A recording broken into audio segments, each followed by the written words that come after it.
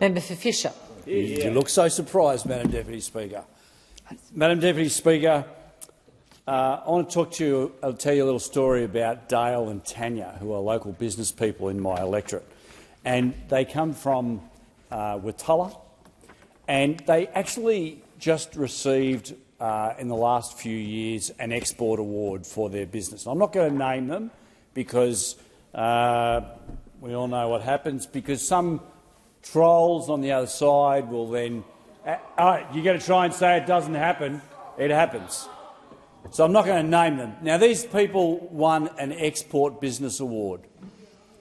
And you know what? As a result of these changes, they rang me on Monday night and said, we think we're going to have to relocate to Singapore.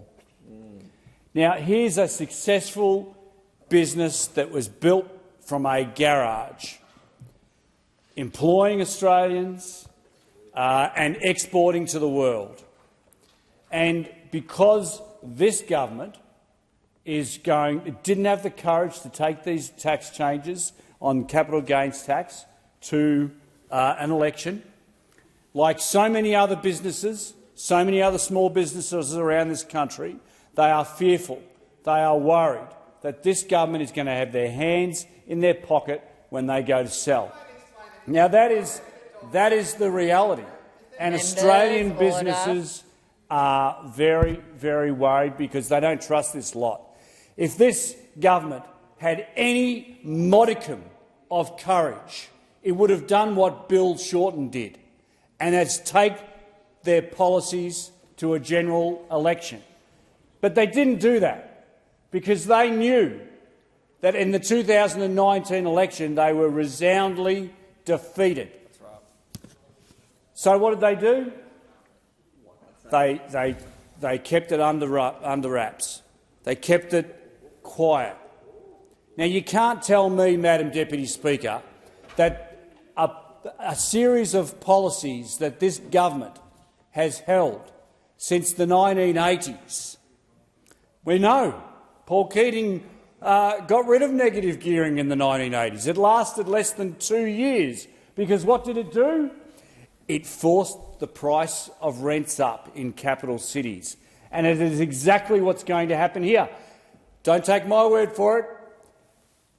The government's own budget papers accept that residential rents will rise.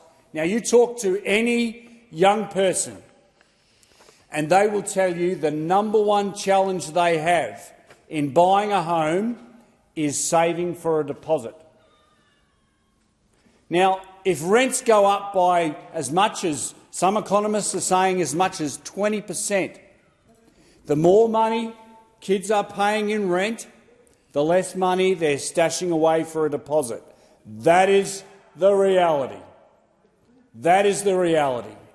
You are making it harder. The government is making it harder for younger people to save for a house. That is the reality. On your own budget figures, on the government's own budget figures. And even if you talk about the 5% deposit, you still need 5%. You still need 5%.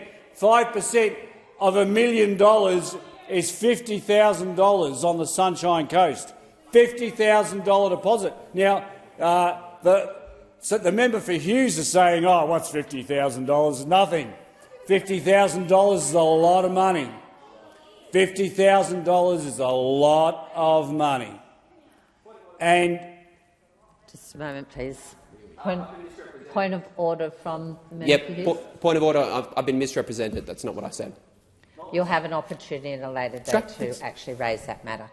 Member for Fisher, resume. Madam Deputy Speaker, a little less interjection so that I can hear clearly what the member for Fisher is saying is helpful. That'd be great. Thank you, Madam Deputy Speaker, taking up my time as well. But, Madam Deputy Speaker, this government has no courage. If it had the courage, it would have taken these policies to the election, but they didn't. The coalition is offering sensible alternatives.